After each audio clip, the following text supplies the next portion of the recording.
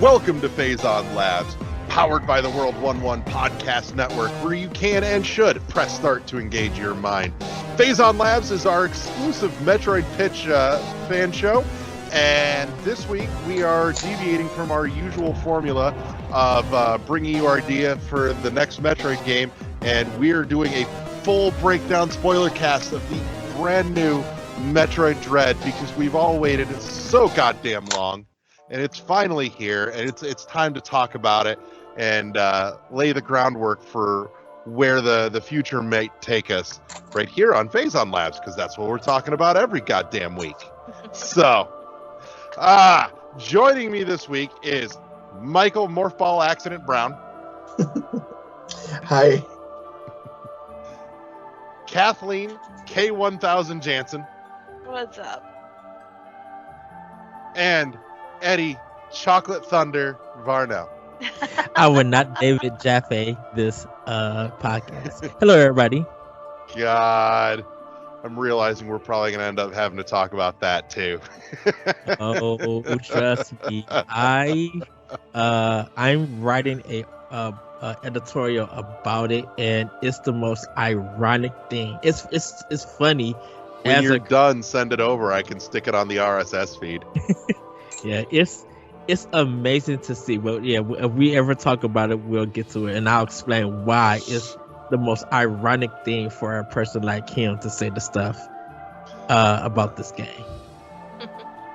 All right. So before we go any further, this is a spoiler cast. Nothing is off limits as far as Dread is concerned. So if you haven't finished it, this is your warning to jump out now and come back once you have. Otherwise, if you don't care or you've already finished it, strap in, bitches. We're doing this. So let's start out some first thoughts. You know what, Michael? First thoughts on Dread. At first, when I first started playing it and the Emmy encounters, like, I have massive anxiety problems. So as I'm playing it, I'm getting pissed because this is basically anxiety of the game.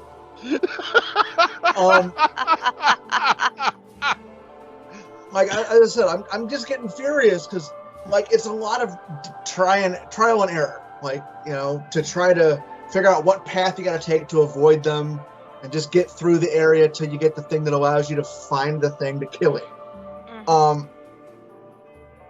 Like, as I said, outside of that, like, it's standard Metroid. Like, it's the exploration with action and shit. The melee counter didn't bother me this time. It was much smoother than it was in Samus Returns. Felt a lot less stop and go. Yeah. That fucking ending. Oh my god, that ending. Like, first for figures, where you at? Yeah, that fucking ending. I don't quite get part of it, but I'm assuming we'll get into that later. But I'm pretty sure I can answer that question. Yeah, I'm pretty sure you can too.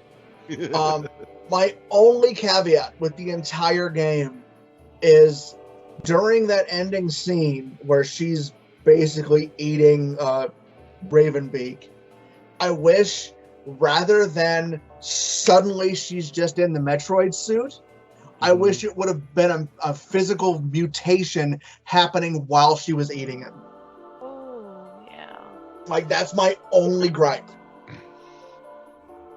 And I would say, if anything, that's a fairly minor one. Yes, like as I said, that plus one of my favorite aspects of the whole thing. She says one fucking sentence the entire game. Mm-hmm. One, and it's not even in English. No, it's Chizodian, and that makes it so much better to hear her speak the language she grew up with. Yeah, it was. Which, by the way, that means officially Samus is bilingual. Yep. Bare minimum. As I said, I was very, very impressed with it. Mm-hmm. Kathy. Yes. First impressions, first feels.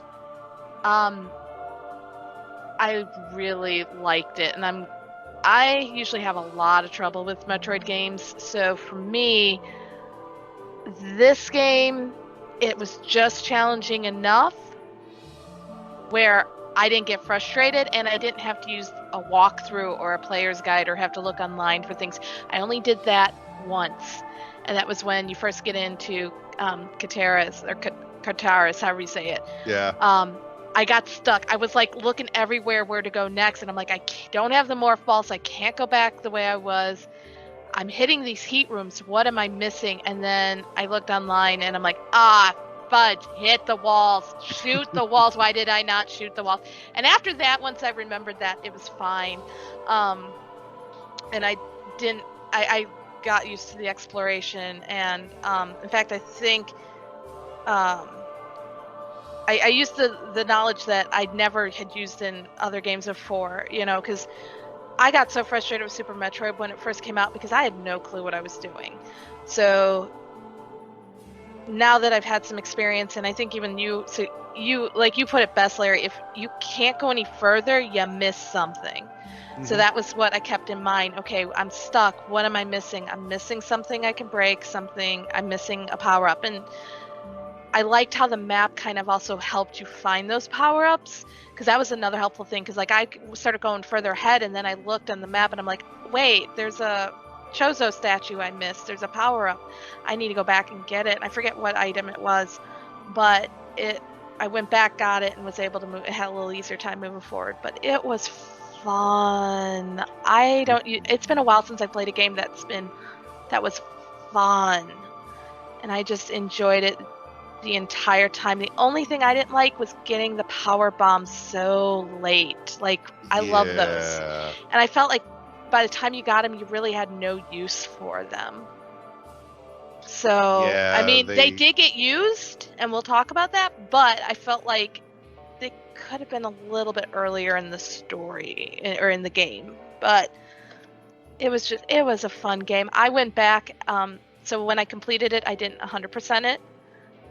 So I spent the couple of, I think it was Monday night, I just went through and I 100%ed it. And even, I'm proud of myself, I did those Shine Spark puzzles. Now those I did also use the walkthrough for, but at that point though, I figured I already beat the game, so I already know what's going on. So I'll use the walkthrough to help, and because there were some that were just like, what are you supposed to do? But I was proud of myself. I actually did them. I mean, it took me about 20, 30, 40, 50, maybe 60 tries, but I did them. And so I 100%ed the game. And that was fun to go back and explore and, go back to the rooms and try to find my way through and find new ways to get through things and stuff. So definitely a great game.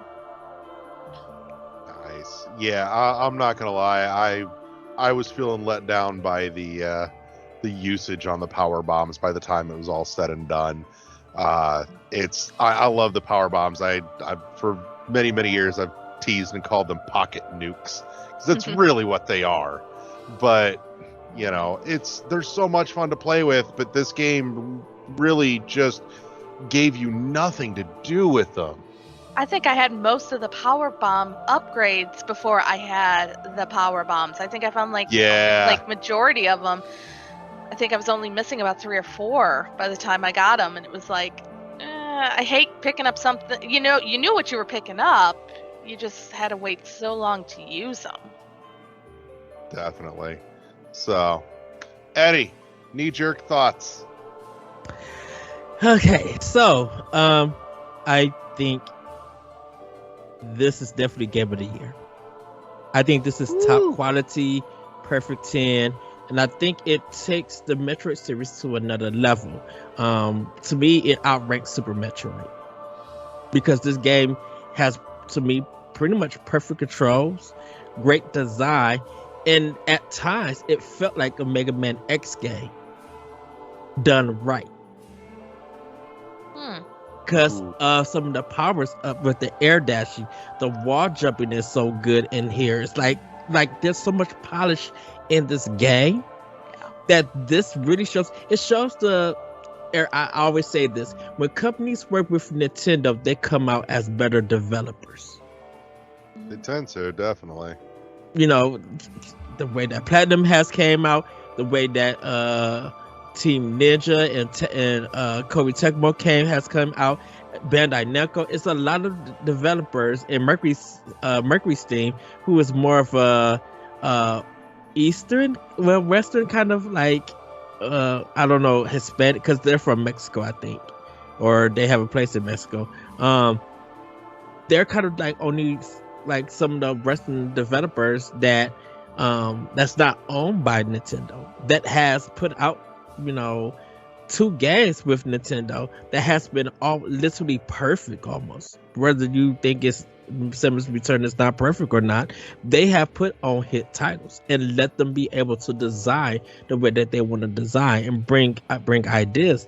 And just seeing this in Metroid Dread, like, is one of the best analog games that has been out for Nintendo. You know, that I have thoroughly enjoyed. Like, I didn't expect this game to be this polished. Yes, the shrine puzzles are like they take a while to do, but that's more of a timing thing.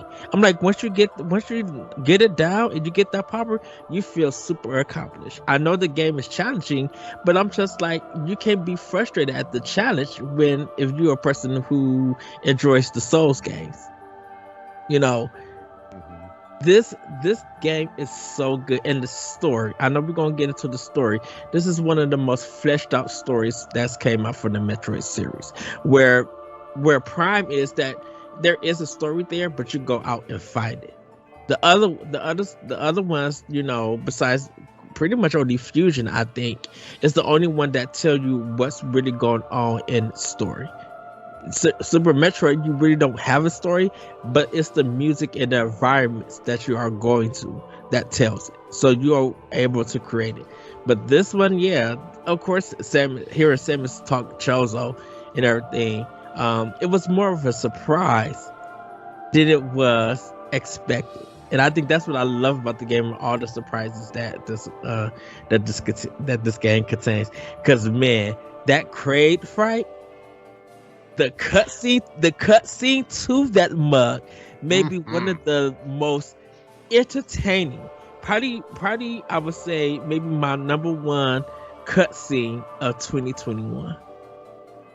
Cause just the way that some of the fights on how it ends, and you know, just showing how, you know, Samus reacts, and you know how she is a bounty hunter and what she must do on her journey. But yeah, just seeing Samus' small little self and Kraid just looking at him while chained up, just the shots in there, I'm like, wow, just wow. Nintendo let Mercury Steam be cinematic with this, and that's it. It really shows that, yeah, they're going places with this story.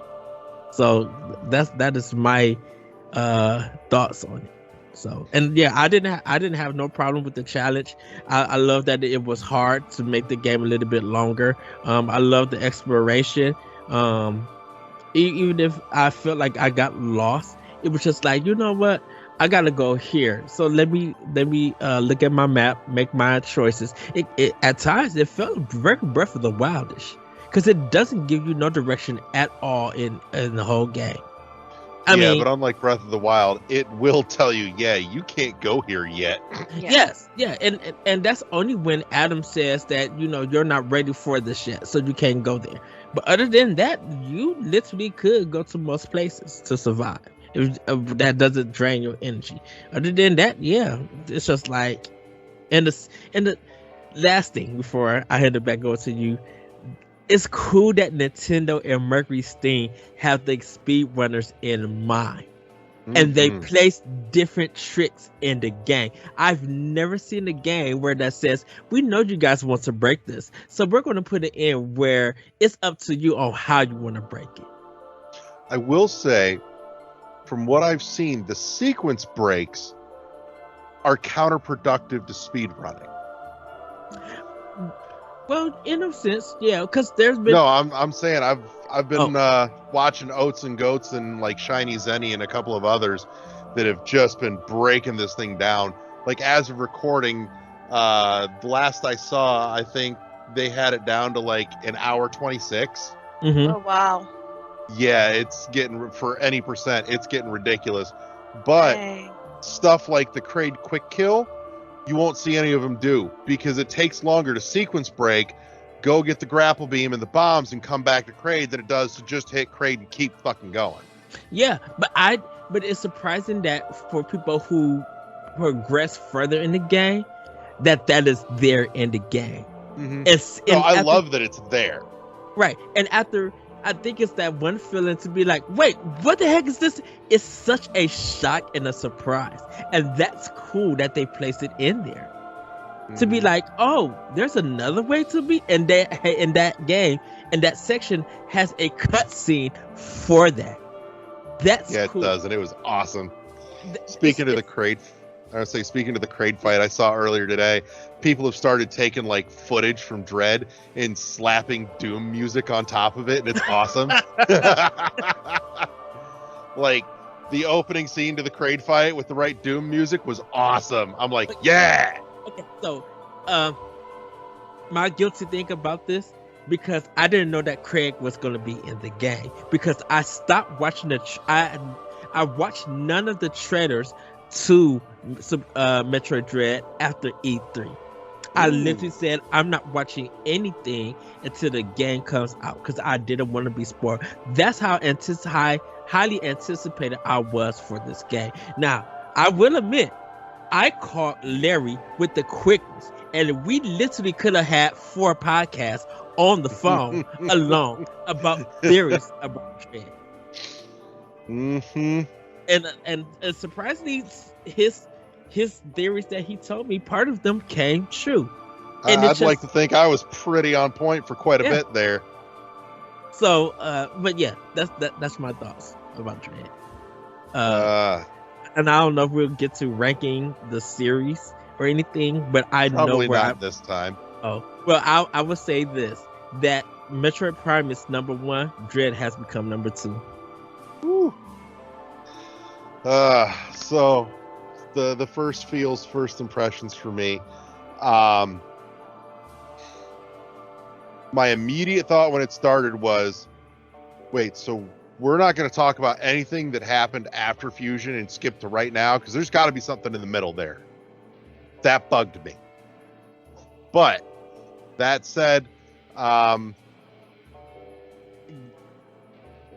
from the jump, this game is just like go. To something that you said, Michael. I saw a while ago, when we were still just staring at trailers, somebody was looking at one of them and posted a comment and said, how much momentum and speed should we give Samus in this game? And the response back said, Mercury Steam, just says yes. And that's kind of what it felt like. It was all about just not breaking momentum. Everything from carrying it through with the new slide counter, the slide itself, maintaining your speed boost through fucking wall jumps and slides and shit. And God, Eddie, you and I think talked about this, but Jesus Christ. How the fuck was the morph ball that late in the game? Yes. So weird. Oh my gosh. They started making memes about it. And for some reason, I loved it. And I guess it really kind of shows that when you break Metroid and you break the tradition of it, you feel weird about it, because you don't know how to react to it. The thing is, I kept forgetting about the slide once I got the morph ball, and that was I think the only bad part about it was that I used that slide like crazy until I got it, and then I forgot it got lost because, oh hey, morph ball, I've got it again. And I kept having issues with some of the bosses, like what do I, and then it's like, oh yeah, I can slide. Once I got used to it, I started learning how to use the slide and the morph ball together, and then that really worked nicely. I'm that's the only that was kind of a weird, I don't know, it's just, I mean, all these years I wanted to be able to just slide, have Samus slide. Yeah, it's because Simmons is so agile in this game. You know, the slide, that's why I said it feels like a Mega Man game, not the slide by Nintendo. I mean, by Capcom, because the sliding, I was using it so much and just going in the movement and fighting bosses and like quickest way to dodge and everything. It was just like, this all works well and it feels good. To the point, once you remembered to use it, like I said, yes. I forgot all about it. So, you know, but once, you put all that together, it was like, this makes sense. This really feels like a powerful Samus. Yeah, this feels like her. This feels like what she's always been. It's funny. It kind of feels like this is the Bayonetta in 2D that I want in a sense. But yet, it's not. But everything, like once again, everything works. I'm sorry, Michael. Do you have anything to say? I'm sorry. No, I'm fine. I just want to say, when I finally did get the morph ball, I'm embarrassed to say I'm by myself at home, and the moment I got the morph ball, I go, "Fucking ain't right, morph ball."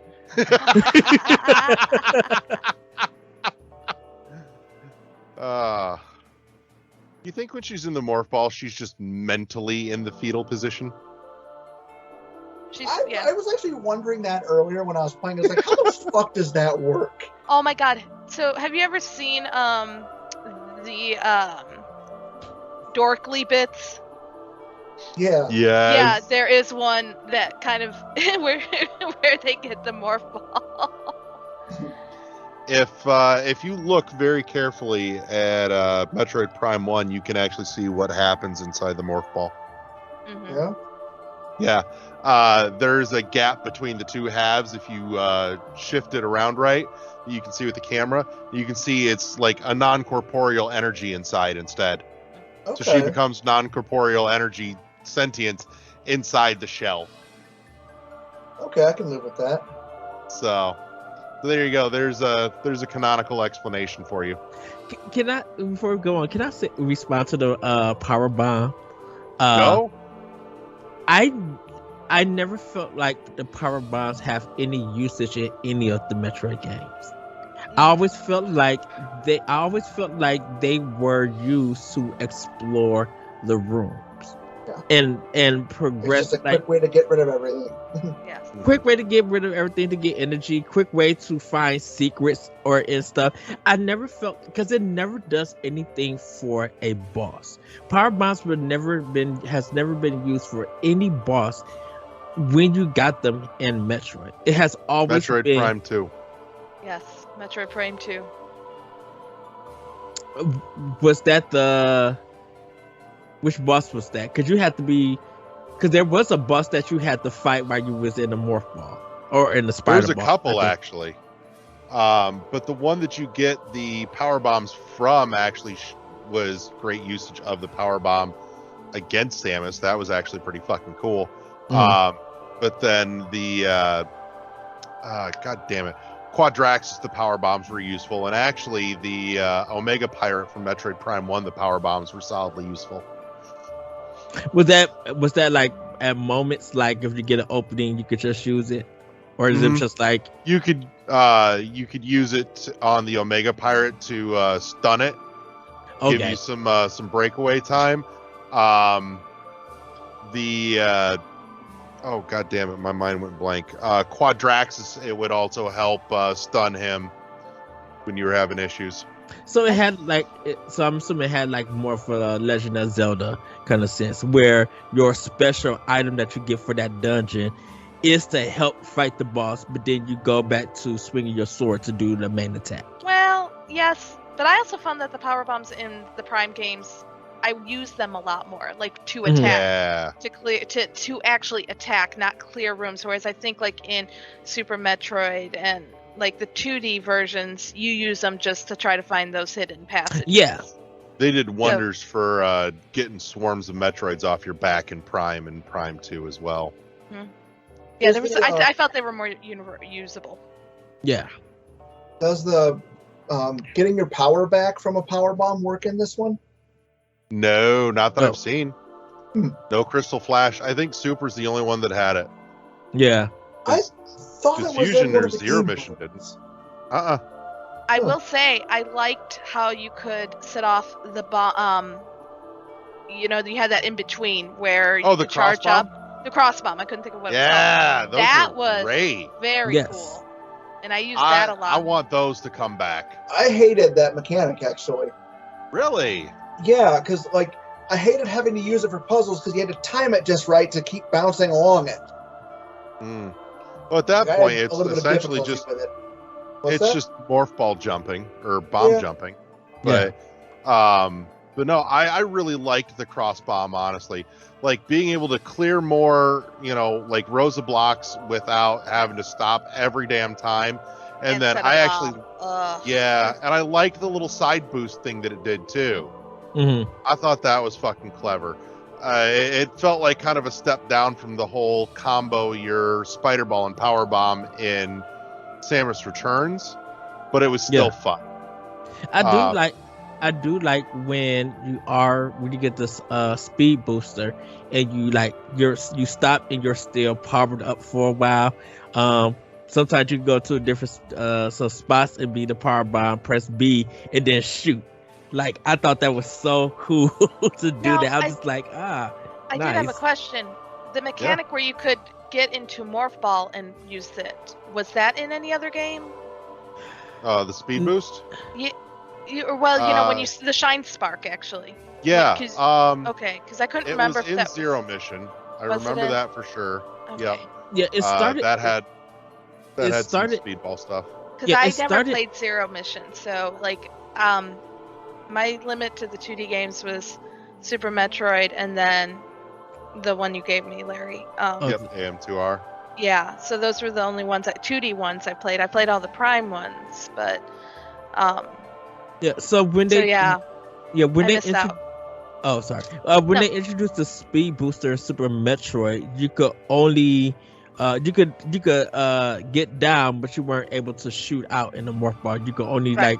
go left, right, or go up with it. So it was like very limited. So I didn't know yeah. you could left or right. Oops. Yep. Today I Um, learned something new. Dang. So. I'm gonna have to go back and play Super Metroid now. The other couple initial thoughts, and then we'll kind of start breaking it down a little more minutia. One, I loved the evolution of one of my favorite abilities. The spider magnet was great. God. So it felt quick and snappy, and this is one of those couple of things that Eddie, you and I were talking about that you could tell that Mercury Steam really wanted to do that Fusion remake that they haven't gotten to do, because the spider magnet, when you're using it, feels like the wall climb and the ceiling ladder from Fusion. Yes. And then there was a couple of others, story beats and things that had that Fusion callback, like the experiment choking off the magma core. There again, a Fusion callback, and then seeing the X cores, which canonically and story-wise makes sense for them to be there with what they did, but also just seeing them again, I'm like, they really wanted to make Fusion. So I can't say because I know we're gonna get to the X Parasite. I know we need to get into it, but I really love that part where you get to where you kind of release all the X Parasites and the game switches, because it's just like that okay, you was tempted to the X Parasite, but you weren't thinking because you were just constantly getting regular energy. So they fused the energy from Super Metroid because it had that purple look with Metroid Fusion, and I'm like, oh wow, they really looked at each game in the series outside of Prime. They looked at each of the regular series, even the other M, and put everything together to make this game. I found that fascinating. I will say too, in terms of feel, as much as it gets dogged, though apparently on Twitter it's trending big. Other M is getting a lot of talk in the last couple of days as of recording. But this game very much fused the feel of Fusion and Other M for me in a lot of the areas and environments. and just that blend of the industrial complex and nature kind of forced in. So which is funny that you mentioned Other M, because people have been buying Other M. They have been on eBay. They have been going to GameStop, Garage. They literally have been buying Other M to play that game, and everybody's just like, "This is not bad as I thought it was."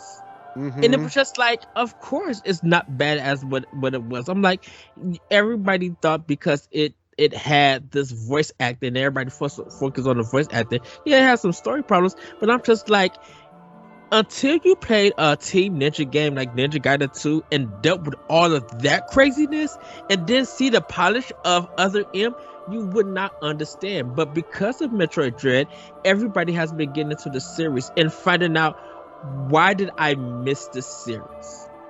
I love how apparently it took Metroid Dread for people to start changing opinions on Other M. Yes. So, but beyond that, the ending floored me. When you finish the Phase 3 Ravenbeak fight and the suit change happened, I screamed. I'm like, I fucking called it for years. Michael and Eddie will attest. I've been screaming about this concept for like a decade. So, I hated that suit though. Oh, I loved it. I thought it was ugly. I hated it. It's supposed to be ugly. Yeah. I mean, don't get me wrong. Story-wise it worked, but I still prefer the gravity suit prior to all that. That was my favorite. It looks badass. But like, I'm just very disappointed. There's no ending bonuses. Like, let me play in that green suit, even if it's just you don't even need to give me that super murder beam. Right, just the standard beams you play through the game, just a skin. That's all I want. Yeah. No, I'll tell you what I want, and I'll tell you what you want too. We want a new game plus mode where we can speed run through and try and figure out how fast we can get through with the Metroid suit and the murder beam. Yeah. You know what? I have a feeling that's going to come. God, that'd be great DLC. Yeah. Which I don't think it'd be good DLC. I would just like it to be patched so it can be added on. This is a game designed without having DLC. I don't need DLC for this game. No. They did just push out the first patch for the game, though. Oh yeah. Yeah, to fix the crashes. Yeah. People were having crashes? I never had any It issues. was super specific. Okay. It was like a very specific set of circumstances you had to hit, but it was at least quantifiable. They managed to nail it down and go, it's this exact thing, and then they can go in and fix it. Okay. Because I never had any issues with the game at all. Same here. I didn't either. And I know you two both love the gravity suit. That gravity suit has huge Black Lightning vibes. Yes. Yes. The orange zag all the way down the torso. I'm like, get your Jefferson Pierce on, motherfuckers. Yes. So I just liked how, different lighting, how there would be the green accent. Yeah. When she came out, I was like, ooh, that's nice. The lighting work was so good. Can I tell you that as much as I love the lighting, I love the water effects when you're getting into the train and leaving. Mm-hmm. Yes. The backdrops. The detail in this game is bonkers. I'll tell you though, and you know what? We'll use that to segue. Let's get into some nitpicks. What you didn't quite love, and I'm gonna start on the back of your comment here, Eddie, because those set pieces like waves crashing into the mountainside shit was cool as hell.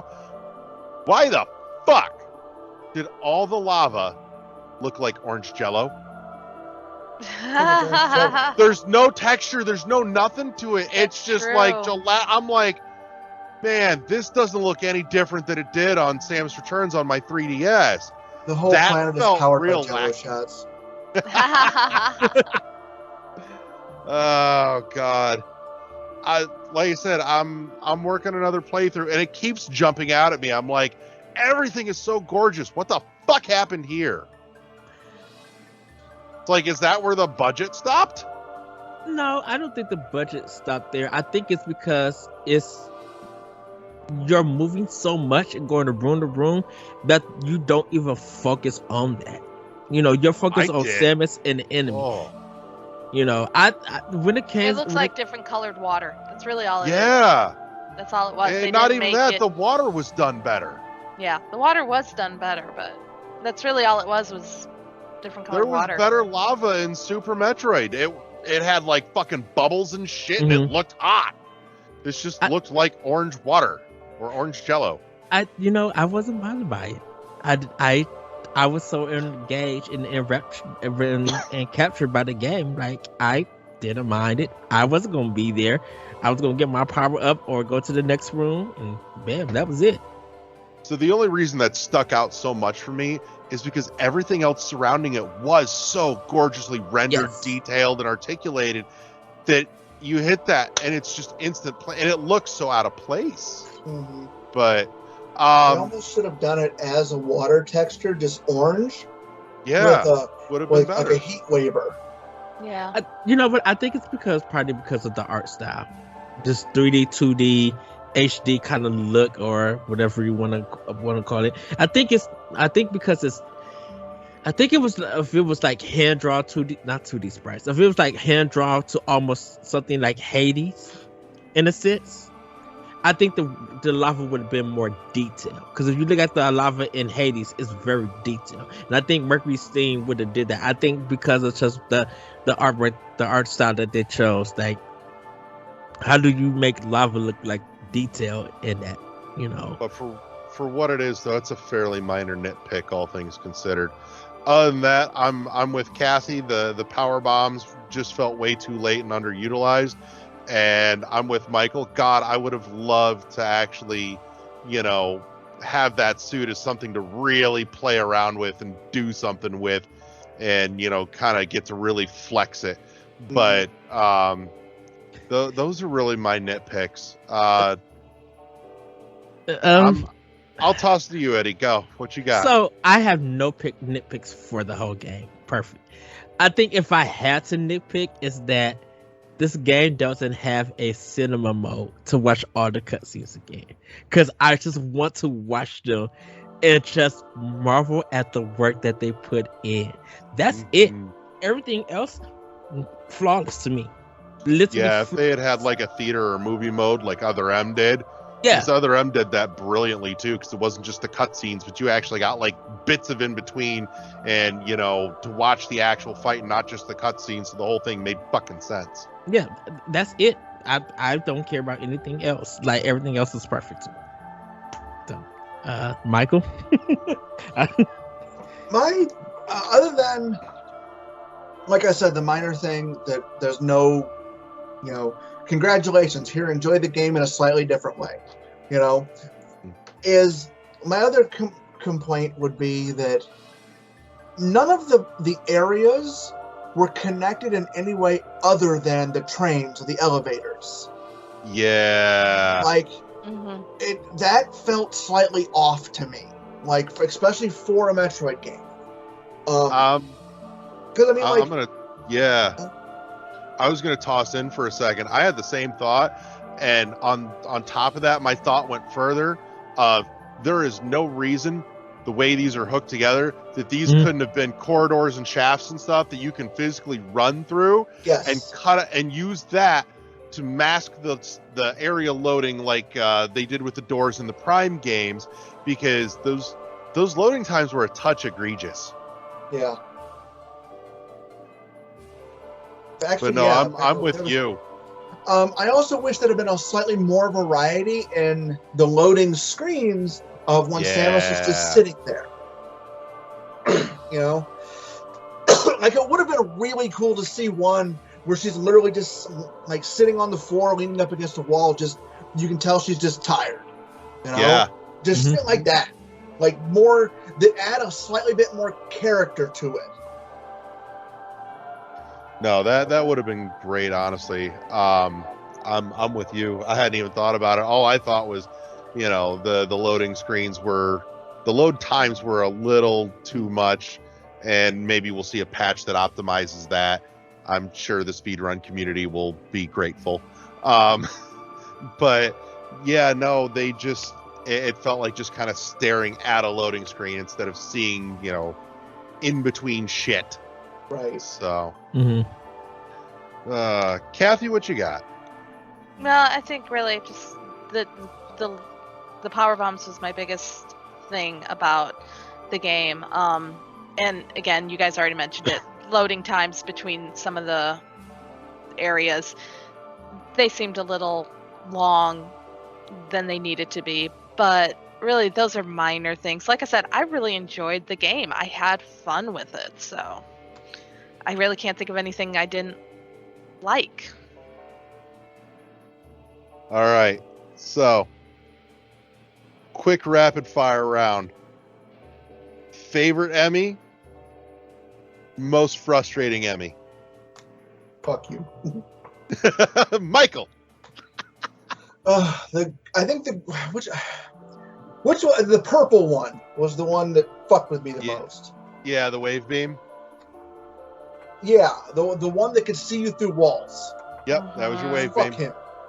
And my favorite one was the orange one because you didn't have to fucking fight him. Like it took me I'm embarrassed to admit how long it took me to actually understand the Omega Cannon concept. Which, for the record, I'm not a huge fan of that concept. I don't I'm really actually like the kinda with idea. you. What's that? I'm kind of with you. Yeah, I don't love like the idea playing with of it. A one-time use thing that you use, like you get to this point, and like, okay, it's this part now. Yeah. I don't know. It just, but again, like we've said before, that's a minor nitpick, and I understand. Plus, the cannon was powerful as shit. I kind of wish when you had the cannon and you're just running around, it would have been your normal cannon would have been more powerful to justify the extra shit you can do with it. Yeah. Kathy. Same. The purple one was the one I hated the most, and I think that was the Emmy I struggled with more than any, trying to figure out where to get into position to take them out once I got the Omega Cannon, and then also trying to get to it. Probably the easiest was the very first one, because that was the learning curve, and it gave you that chance. You didn't have to do the you didn't have to heat up the mask or anything like that. You just got to fire off that blast and take them out. So that one I liked because it was also a surprise. It was like, ooh, new concept. This is a new mechanic, and learning that new move, which is. And again, it was a new thing. So that always is exciting for me, is when you have something new in a game that you know how it's supposed to play. Like we talked about the morph ball coming later, new stuff you're not anticipating. So. Yeah. And I'm going to take the next one just to mix it up. My favorite Emmy was honestly probably the yellow speed booster. That was my favorite because more than any of them for me, that's the one that felt like it honestly and legitimately and fairly got my pulse up, because the green one did that for me. Just because there were those areas where you had to run away from it underwater, and it wasn't impeded, but you were. Yeah. But I'm just like, that thing zipping around and just kind of bolting and sliding through and like, whoop! That was a ball for me. And then my least favorite, the biggest fuck you, was the ice missile one, the blue one. Yeah. Fuck that bullshit. If it sees me, I'm frozen. Eat a dick. That's yeah. The wave beam didn't mess with me. That was bullshit.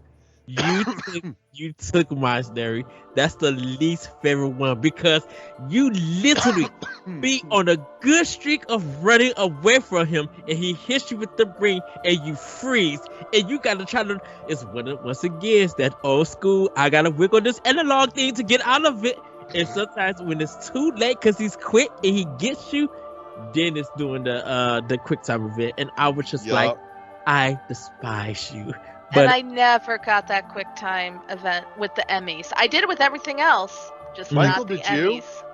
A I couple have- times. same. Like, not nearly as often as I would like to have, but I just like never could get I it could down. block the first one, because Okay. there's the part where they try to grab you, and Yeah. then there's the part where they actually stab you, and you can block the stab, but I never managed to do it. I think I did it by accident. Like Yeah. I just button mashed and prayed that it would work, and that's about it. I I mean, I managed to get used both it. counters. I used the counters in a lot of the bosses and a lot of the just basic enemies, but the Emmy I could never. Very rarely did I ever counter, and that was frustrating. I got it by pure accident once, and I was super proud. And I had my wits about me enough to hit the screen grab to grab the 30-second video clip. But I think it was in the middle of the blue Emmy. It caught me. I managed to counter out of it, and I jumped up to grab a spider zip line, but I couldn't pull up fast enough. So the zip line smacked me into the Emmy and tripped the scene again. And I got the second counter right after. I managed to pull a back-to-back Nice. and got the fuck out. I'm like, yeah! Yeah, I think the blue one was my least favorite. But yeah, the last Who's one your is like favorite? is my favorite because you didn't have to fight him. But I That gotta scene was so great. I gotta say that I'm glad they put this in there. I'm glad that they are kind of the dread, they are the tense, but you feel a victory when you get away from them. You feel a victory when you counterattack with them.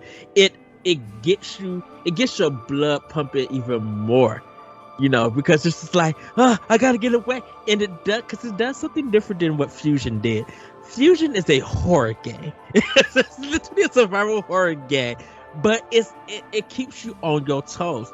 This one, it gives you the moves, and you just all you really need is the memorization of the layout of where you're going to be at. Because like when you defeat them, you go back into those spaces with like, I could just get through this without no ease. You don't be like, oh, that was the part that I had to fight that enemy, or that was the part. No, you just be like, oh, I got away with ease and stuff with it. And it kind of, in a sense, when you get that superpower to fight the enemy, it had that mother brain fight to it, desire to it, because it's just like you're fighting this thing, and then when it releases, you're fighting the brain thing, and I'm just like, that's cool. And no one has made that connection that you're literally fighting a version of mother brain. Oh, that's been In this around. They've got the Rinkas and everything. Yeah.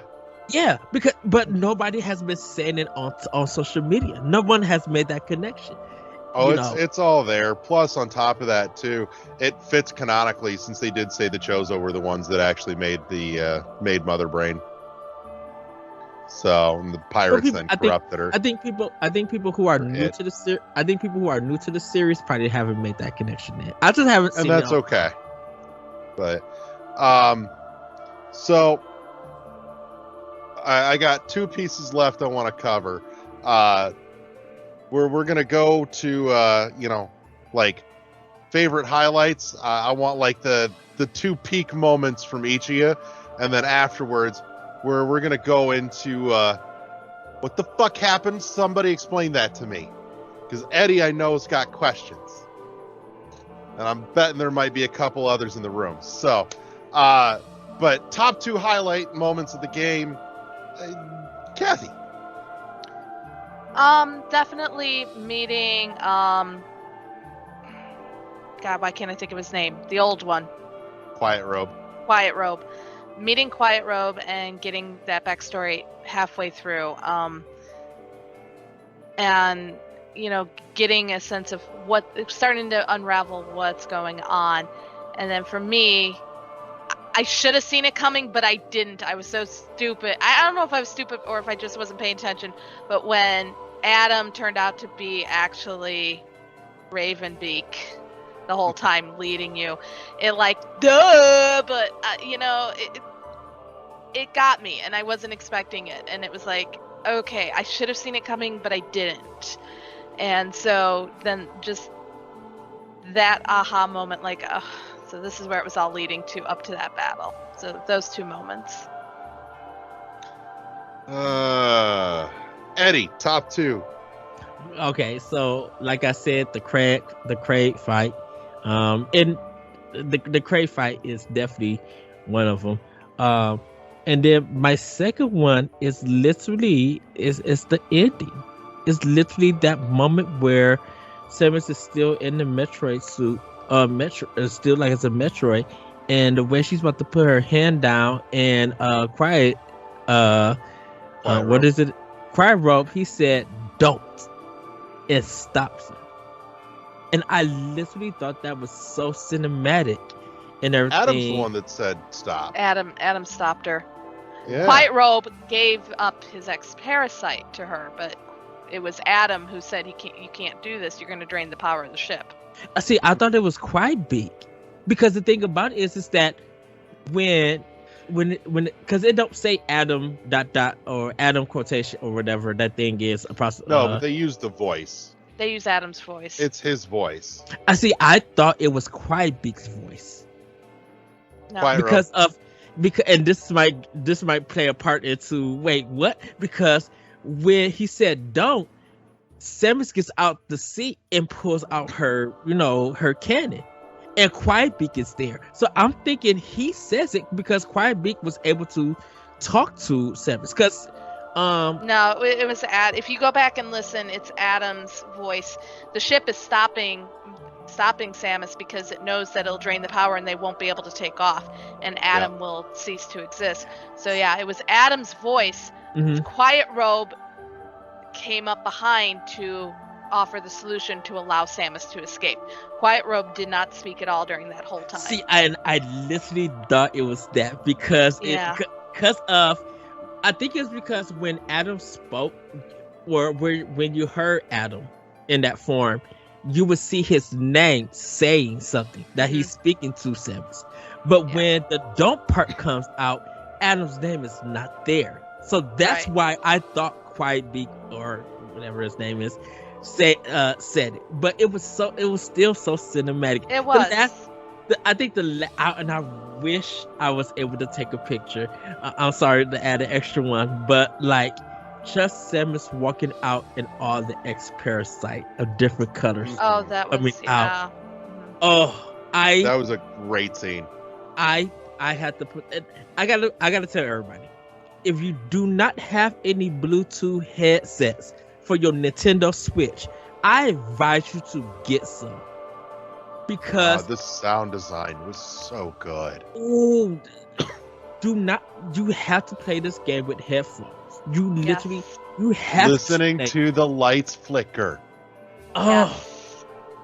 There was a lot of ambience sound that just you didn't pick up unless you had a headset. That's why I'm glad I played on my Switch dock down here and my PC through my capture card.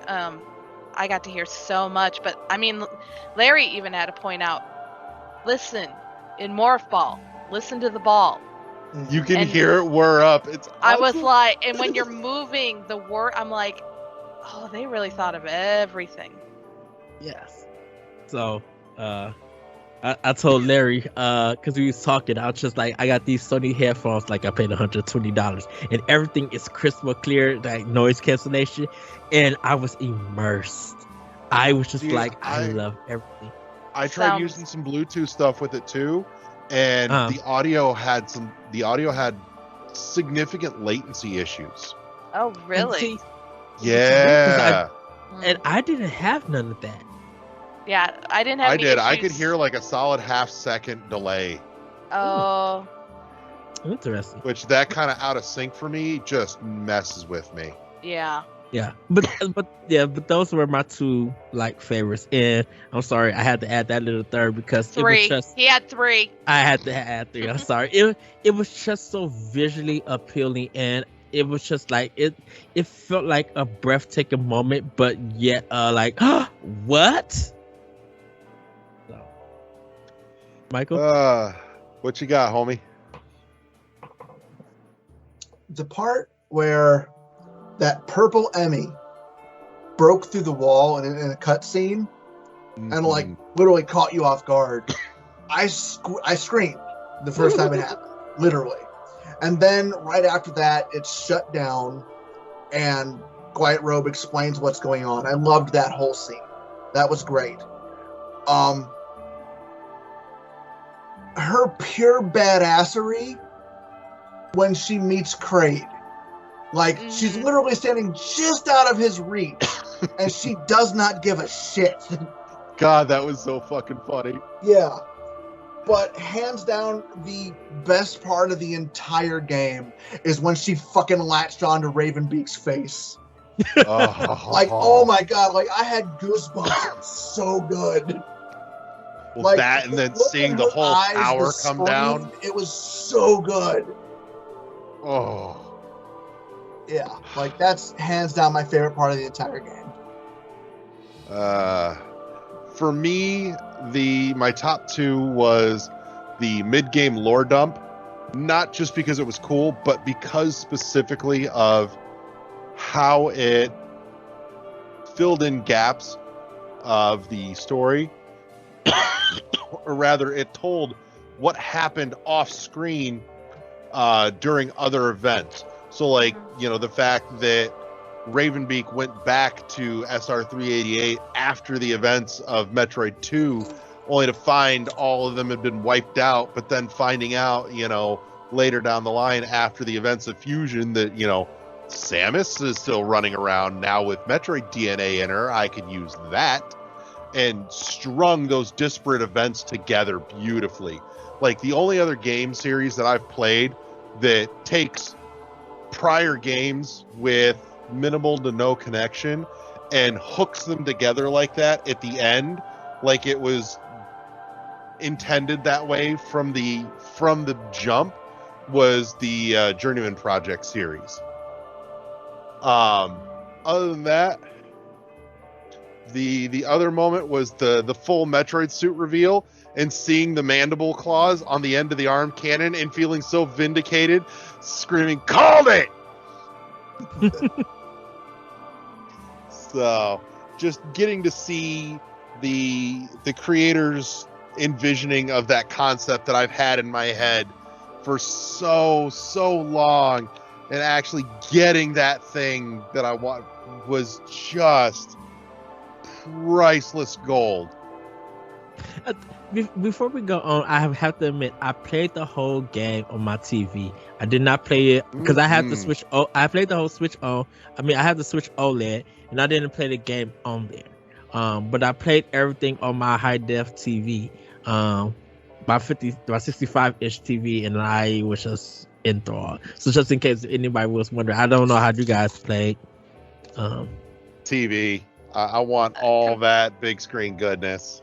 Yep. Computer screen, because I was streaming it in my first playthrough. So, but yeah, it was I did not play handheld. It was so. And on top of that, my second playthrough has not only been on my TV, but it's been on my TV in 3D. Oh. Ooh. It's subtle, but it's nice. So,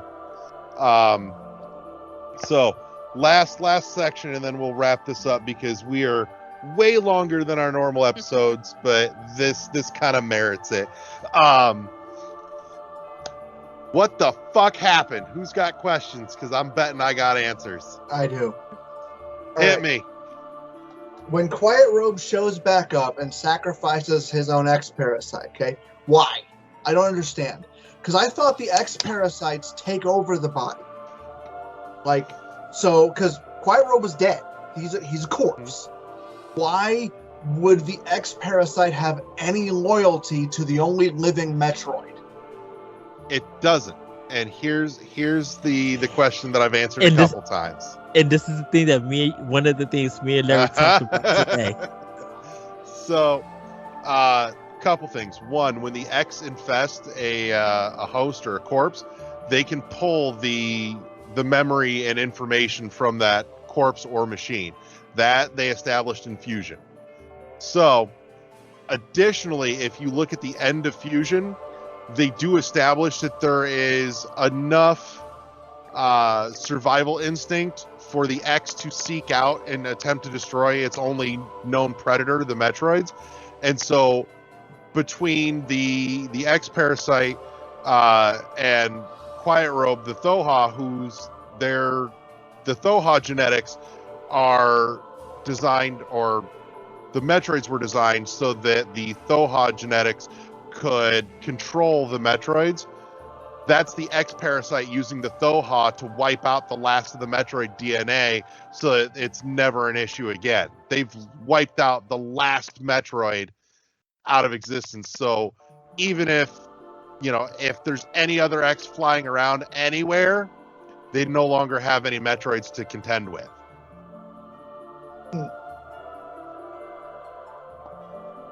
Okay. So there you my go. question. What you got? My question is, and I think me and you talked about, Larry, was Ravenbeak and Samus, when Ravenbeak was calling her my daughter and everything. And it's a blueprint picture of showing like Samus having the gun and the heart. And I thought Samus was born from like Samus had parents. But she was brought to Chozo and they injected the Chozo blood to her. So right. I wonder, not saying a split timeline or anything like that, I kind of wonder how's the actual beginning story of Metroid starts now? Is it with that, and somehow Ravenbeak was part of her growing up at some point? I doubt because it. I'm telling you, you're talking about Ravenbeak speaking figuratively. It's just a question of whether he's speaking figuratively as an individual or as a tribe. Because I actually assumed that his DNA was part of what helped create her, making her able to use the abilities that she has. Yeah. Like, as I said, because I know they had to kind of reconfigure her DNA so she could use the Chozo technology. Mm-hmm.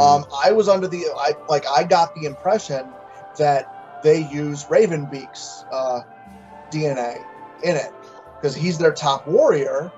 Mm-hmm. So I don't know. For me, it's a coin flip as to whether it was Ravenbeak specifically or just somebody from the Mockin tribe. Because I kind of now want to see a retrospective of, with this ending or with these segments included now, how does this first saga, I want to say, I can't even say a trilogy, I want to say it's a saga.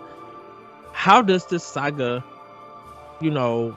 put together what story is it telling? Like, how does it actually begin, and we already know how it ends, and stuff. And this is not including the Prime games. I think the Prime games literally is another chapter outside of the chronological Samus Metroid games. Oh, Eddie, real quick. I'm looking at that scene of her in the hydro tube, the tank. Yeah. I don't think it's full grown, but it's not kid either. It looks like maybe adolescent or teenage Samus. Okay. And there's multiple Chozo in that scene, so yeah, it's got to be called back to when they did the infusion. But it's yeah.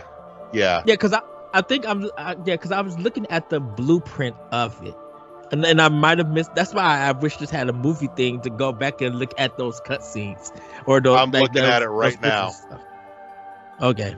But yeah, I see the blueprint thing you're talking about, and it's so quick. I don't know. It's a lot to be inferred. Mm-hmm. So, and I'd be willing to bet in years to come, Sakamoto will probably speak to specifics on the story and answer those questions. But I think for the time being, it does what it needs to do, and it leaves enough room that you can infer your own answers that fit just fine.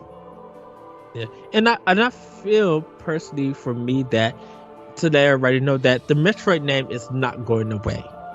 This is the series. This is the franchise. This is the main name. It's gonna probably be Metroid something, but this is the name of the franchise. It's going to be Metroid, and I think what's going to happen is well, I don't want to say I think there still are going to be talks about Metroid, but we won't actually see something unless something changes later on in the story.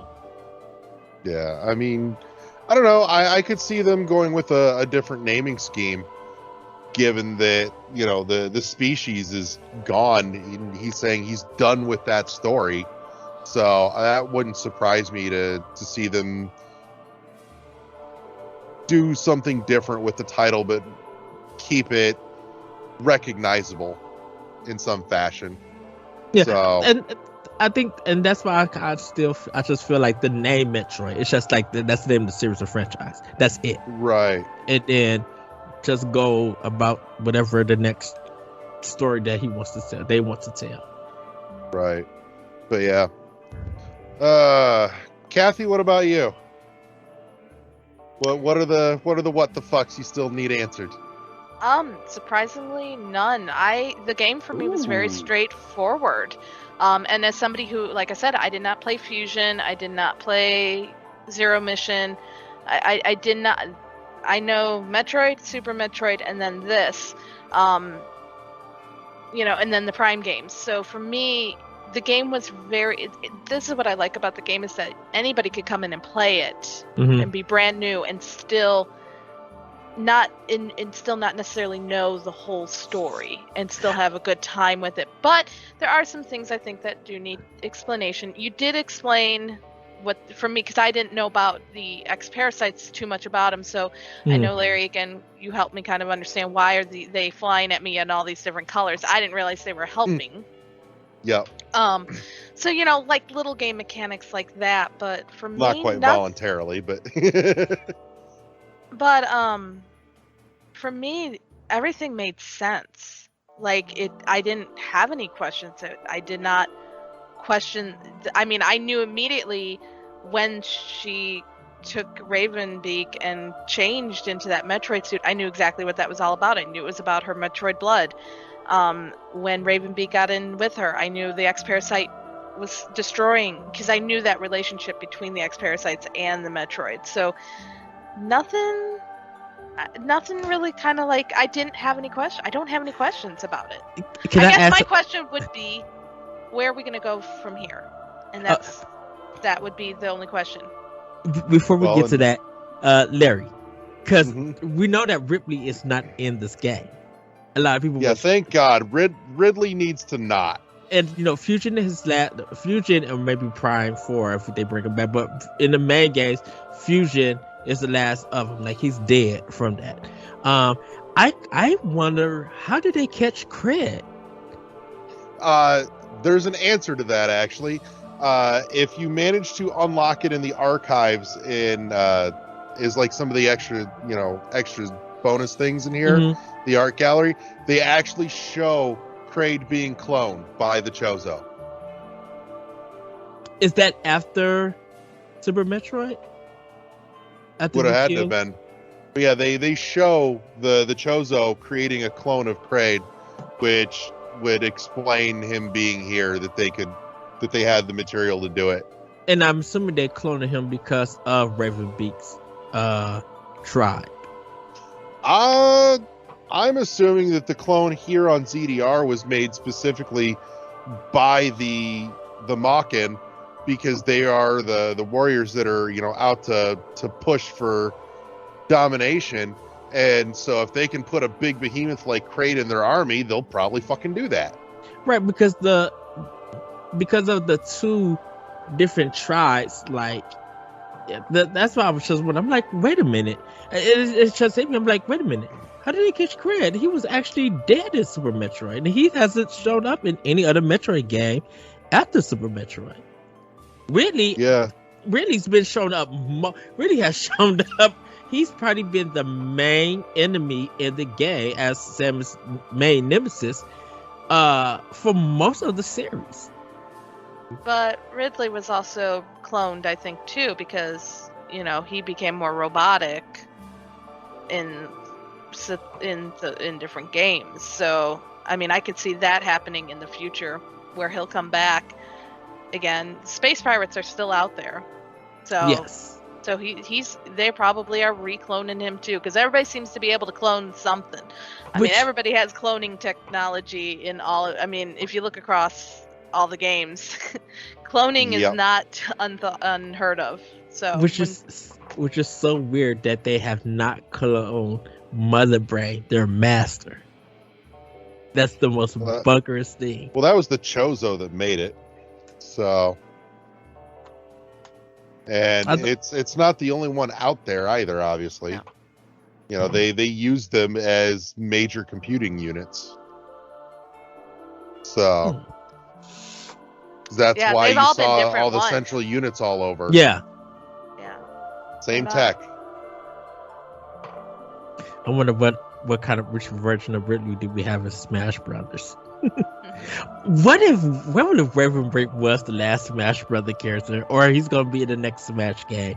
I cannot wait to see that cutscene. Whoever directs the next Smash game, he's going to be in there. He has to be, because I would give it to Mercury Steam and to Nintendo. Raven Big is a warrior that does not play. And I'm like, I love it. The level of badassery on display was fantastic. Yes. Like, just the epic of the wings coming out, and then when he pulls that, like, Lucifer-esque move, fuck this, yanks the one hanging wing off. I was just like, God damn. Yeah, but he gave you too many opportunities to heal yourself. Which is good, because he was taking up a whole bunch of he was gnarly. God, I realized it when I beat him the second time. I'm like, he really doesn't want to kill you. Like, he gives you too many opportunities to heal up during that battle. It's the video games, Mercury Steam. Of course, they have to give it. I just love how intimidating he was. He's just like, come on, Trick. Come get some. And you just literally concert him and start blasting him with missiles. And just that cutscene of her dodging everything, you still hitting him with missiles. I'm like, what are y'all doing? This is hype. This is literally engaging, and I love it. It was a very good boss battle. Well, all the boss battles I thought were very well done and enjoyable. Like, it wasn't just like they were fun. Again, challenging but fun. They had that Mercury Steam incorporated a lot of Japanese martial art films and cuts and angles and stuff. And it was just like, yes, this is an exploration taking place in space, but this is the Team Ninja idea that they stole of her being a warrior, like her almost being like a ninja, but fighting with what she got. Like, she was just even in the trailer when you fight the first boss and she's walking and stuff, and then she just the enemy is going to her, and Samus blows him and flips through his tail and lands.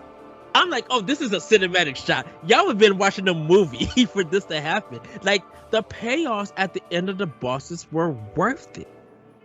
Mm-hmm. No, the badassery on display was just choice. But yeah. Someone put one winged angel on the cutscene up there. I was cracking up. I was just like, the internet is a fool, and I love it. So, with all that said, any final thoughts before we close out for the night? I would say this game is worth the $60. I'm glad that it's been selling well in Japan. I'm glad that people have got into the series. Just going to mention about the David Jaffe stuff. If you guys watch the video, you might be upset, but that is his opinion. I think you got to get the full value of this game. If you feel like you want to judge this off of money, you got to play the whole thing and experience it. Yes, we did spoil parts on here, but there's so much to this game that we haven't even touched on and talked about that you need to see it for yourself. And yes, it's going to be frustrating. It's going to be hard, but that's how video games are designed, to give you a challenge, to adapt to the patterns, to learn. Because once again, once you defeat a lot of these areas, you feel powerful. Things become easier, and you feel like you accomplished something. And last but not least, I love the checkpoints in here. I love that the fact that the game doesn't take long when you get a game over. You keep whatever you found and you go on from there. And it's so good that they did that. So it's definitely a must-have if you are a Switch owner. I don't agree with them putting it on to the computer and people are emulating this game. I don't agree with that. I'm surprised that they did it that quick, but I think this is a game to have on Nintendo Switch, and I think it's one of the reasons why, if you don't own one, that you need to buy one and experience this game.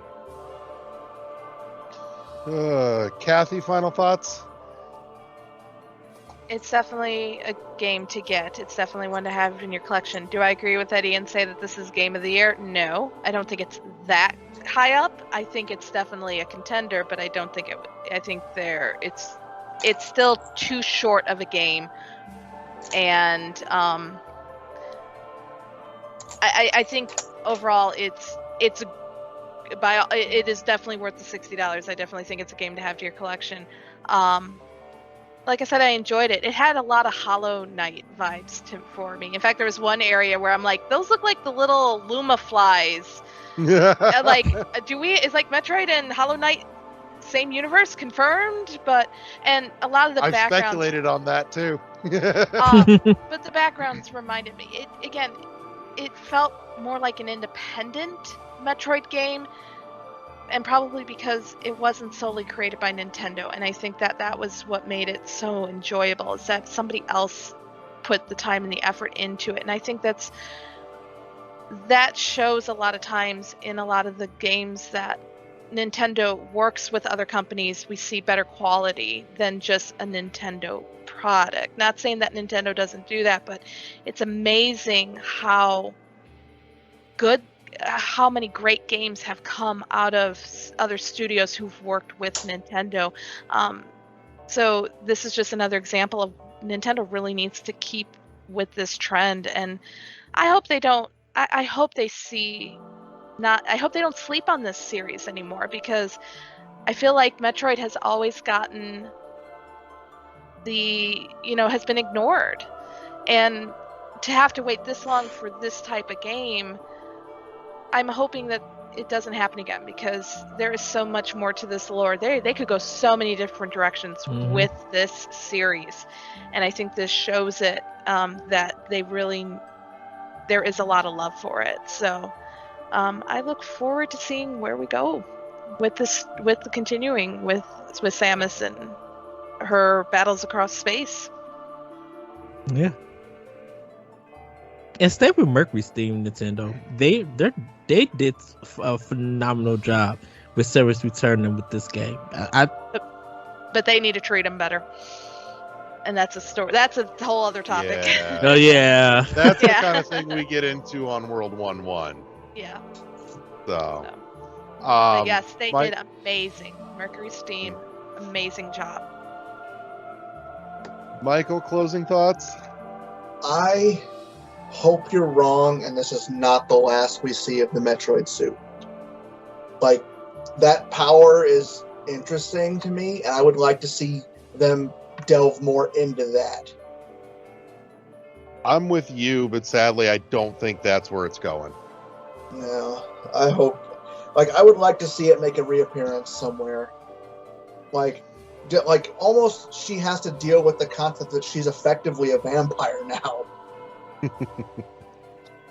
Yeah, I think that's sadly done and gone, but I can tell you there's some some forward-thinking thoughts that I think might help satiate and make you feel better about it. But we'll delve into those in future forthcoming episodes, since we now have a whole new jumping off point for what we do in the lab here. So, Which I'm sorry there before you go.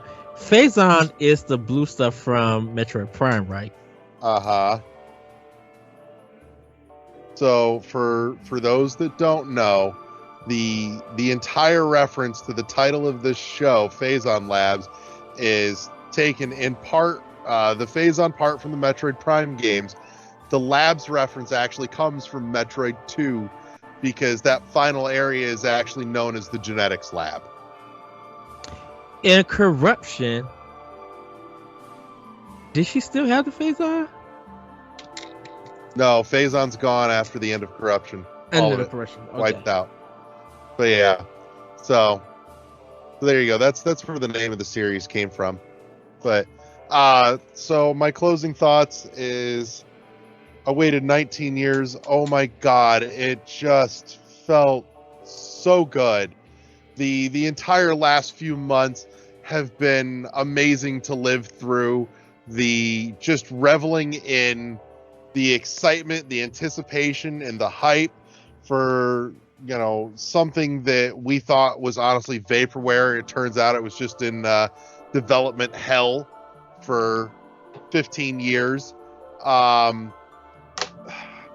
The execution of the closing of this particular connected saga between Samus and the Metroids, I think really did deliver for me.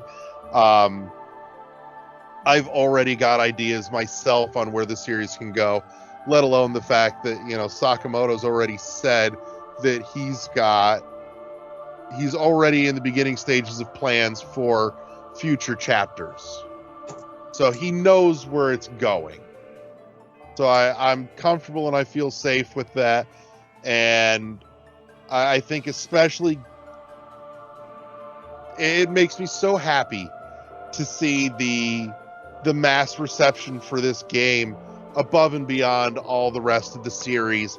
The fact that this stands a chance of becoming the best-selling entry in the entire franchise makes me all kinds of giddy. It was so cool to see, thousands and thousands of people who have never given a shit about this thing that I've spent, pretty much all my life loving and adoring dearly, suddenly, getting excited about it with me. Fuck, Twitter was a great place to be for the last few months as a Metroid fan. And I hope that love and that passion stays alive. And I hope, and this part I'm sure is just, pissing in the wind, but I really do hope that Nintendo does something to make the rest of the series more readily and easily accessible for all the new people that are just coming in for the first time and are going to want to, check out the rest. It just, so much happy. So much to digest and contemplate and be excited about. And it, almost every day I come home and it's been on my brain all day at work. I want to go home and play some Dread for a while. That'd be great tonight. And fuck, that's such a weird thing to think that it actually exists. It's fucking real. That alone is still strange and bizarre to me. The fact that, I can pick it up off my shelf and hold it in my fucking hands still feels surreal, and I kind of don't want that feeling to ever go away. So, that's my closing thought. So, with all that said, I want to say thank you to my friends and co-hosts for donning their lab coats and joining us here in the lab. Thank you to Kathy. Thank you to Eddie. Thank you to my homeboy, Michael. Thank you to everyone that tuned in. We've got a fresh episode of your regularly scheduled Phazon Labs coming up next week as well. It's already recorded and in the can, so we're already talking about what happens after Dread into the future, and more of that to come. over the coming weeks, months, and years. Long live Metroid. Long live Samus. God bless every one of you that bought Dread. Thank you so much to everybody at Mercury Steam. And I put it out on Twitter, and I will put it out here too. If you are one of the individuals from Mercury Steam that worked on Dread and was not credited in the end game, reach out, please. I would love to take a moment to thank you personally for making this happen. You made me a very, very happy individual, and you absolutely have my gratitude, and I would love to be able to deliver it personally to you if given the opportunity. Thank you again to everybody that tunes in and listens to our goofy shit on a weekly basis. We have a ball doing this, and we hope you have as much fun listening. And hey, we are a fan podcast, and we are nothing without the Metroid fan community. And so we have an open door to come hang out. If you've got an idea or a pitch for the next Metroid game, now that we all know what happened in Dread, hit us up, slide into them DMs. They're wide open, and let us know, and we'll book an episode. With all that said, I leave you with two closing thoughts. One, buy Metroid Dread if you have not. If you have a friend that doesn't have it, buy them a copy. And two, as always, see you next mission. Peace! Now leaving the Phazon lab. I need like a lab door slide sound closing thing. Yes!